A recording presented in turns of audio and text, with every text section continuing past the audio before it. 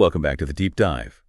Today, we're digging into a really interesting daily reflection. It tackles this idea, maybe a bit counterintuitive, about how really intense distress can actually spark a big shift in how you see things. Yeah, it challenges, what we often assume about suffering. Our source material for this is called Excerpts from Daily Reflections, Seeking God's Glory in Distress. It's laid out as 7-step QT notes. Now, QT usually means quiet time, like a personal study.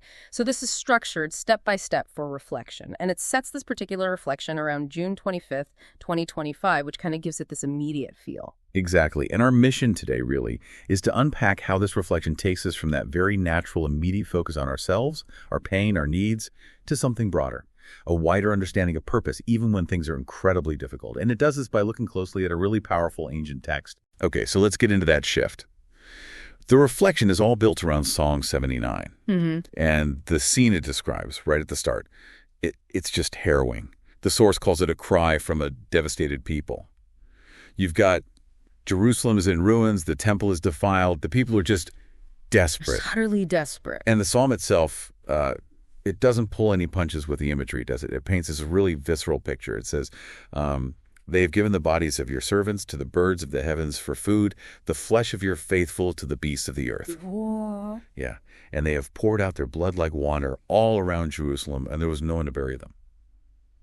It's not just loss. It's like complete dehumanization. Real dismantling of their world, their dignity. Exactly. And the emotional side is just crushing. It mentions the people becoming a taunt to our neighbors, mocked and derided by those around us. That's verse 4. And then comes this question in verse 5, just gut-wrenching. How long, O Lord? Will you be angry forever? Will your jealousy burn like fire? That how long question. Yeah. It just echoes, doesn't it? Such a desperate plea. It really does. But this is precisely where the reflection points out something quite remarkable, a shift. Because even in the middle of all that raw pain, that agony, they don't just ask for help for themselves. Their plea takes this surprising turn. They ask God to act for his name's sake. Oh, okay. And that movement, from their own despair to thinking about God's reputation, his glory, that's really the core of what this reflection is exploring. Right. And the source highlights the key verse, verse 9. Help us, O God of our salvation, for the glory of your name. Deliver us and atone for our sins, for your name's sake.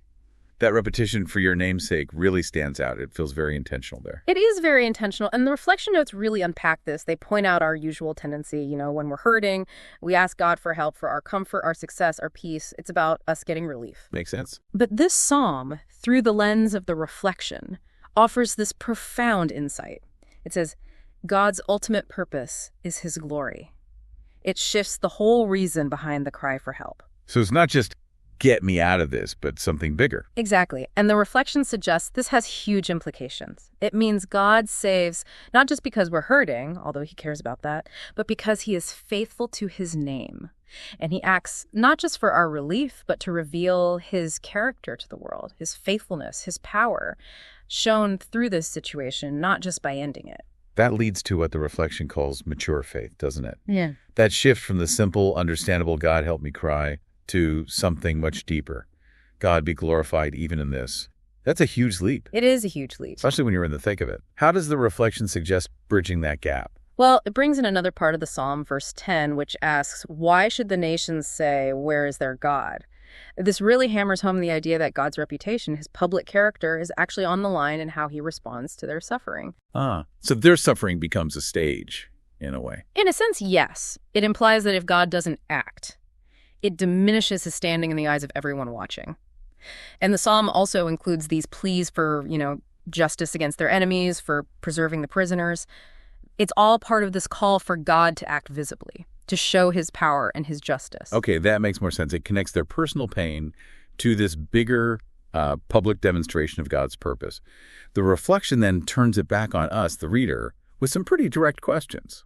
Like, are your prayers centered on your needs or God's name? Yeah, that's quite challenging. It is challenging. It forces you to examine your motives. How does this psalm help make that shift practical? I think it's about trying to align our own deep desires with something larger than just ourselves. And when the reflection asks, what would it look like to live today for His glory, not just your goals, it's inviting a reframing, applying it to maybe a frustrating day at work or a difficult relationship, seeing it as potentially having a purpose beyond just your immediate comfort or success. And then the really big one, it asks us to think about, can you trust that even your pain can become part of His greater purpose? That's the core of it, really. And it's profound, especially when you remember how the psalm ends. After all that horror, verse 13 has the people declaring, "But we, your people, the sheep of your pasture, will give thanks to you forever. From generation to generation, we will recount your praise." Yeah, even from the depths, they land on this statement of enduring purpose, of hope. Incredible. So wrapping it up, the main takeaway from this reflection is really that powerful link it draws between deep distress and ultimate purpose. The idea that even when things feel broken, God is working for His name and for our good. That's the claim. It's essentially a call for, as the notes say, hearts that seek God's glory above our own comfort, recognizing that maybe, just maybe, our hardest times are where His character gets shown most clearly. Wow. So we've really explored quite a perspective shift today, moving from that intense, understandable focus on personal pain to seeing how it might fit into a much bigger divine purpose. It definitely makes you think differently about challenges. It really does. And maybe that leaves us with a final thought to chew on. If profound brokenness, like the kind we heard about in Psalm 79, can actually be this kind of catalyst, this trigger for revealing a higher glory, a deeper purpose, well, what might that suggest about the potential hidden inside all the challenges we face, the difficulties, the hardships? Could there be a transformative power there we often miss? And how might really grasping that reshape how we approach hardship itself? Maybe looking beyond just wanting relief towards finding some kind of deeper meaning within it. That's a powerful thought to carry forward. Thanks for diving deep with us today.